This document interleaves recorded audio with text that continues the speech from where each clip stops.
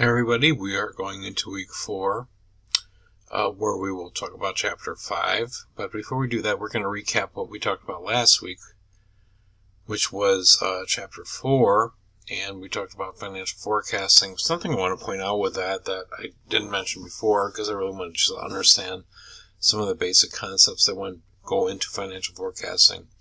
We've actually gotten very much better at financial forecasting because we retain an enormous amount of data. The cost to retain an enormous amounts of data is very low. So that gives us a lot of incentive to actually retain it. And then with all that data, we start saying, well, what are we going to do with that? We're starting to get better at figuring out what to do with it. And one of the main things we're doing with it is using it to do financial forecasting. And for that reason, we've gotten a lot better at it. We have lots of data out there, and our predictive analytics allow us to become much better. So anyway, that's just a wrap up to what you had just done. It's a lot more sophisticated than what was presented in the text, and certainly an interesting field to look into if that interests you. So this week we're going to talk about chapter 5, and chapter 5, we kind of hop around a little bit on the topics here at this point. But it's a pretty good one. We are going to talk about,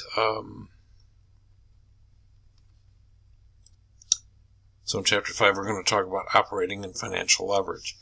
So leverage is an interesting idea. It's a way to think of taking the firm itself and saying to yourself, okay, what's the best way for me to finance what I'm going to do in the future, and kind of taking some of the information we used to project what we thought would happen and decide what's the best way to do that. Leveraging a firm is a double-edged sword without question. So you'll see the good and the bad of it. The good part is if things go really well, you'll do fantastic. If things don't do well, you'll do double worse. No better way to put it than that. So that's basically what leverage is about. We're going to talk about break-even analysis, why we use it. It gives you get a real good idea, because it's a very good illustration of what happens if things go a certain way or not, and how much we talk about that. We're going to talk about operating leverage. We're going to talk about financial leverage. Operating leverage, go back and think about the balance sheet. Operating leverage is talking about how we utilize the left side or the asset side of the firm's financial health, and financial leverage almost takes a look at the right-hand side or the debt side of it. So both are used quite frequently, and so take a good look at those. We're going to look at it from a combined standpoint, where we take into account both the uses of fixed assets and debt, and we're going to recognize ultimately that by increasing leverage, the firm not only increases its profit potential but also risk of failure. So highly leveraged firms are at a great risk of failure. There is lots of history of that. It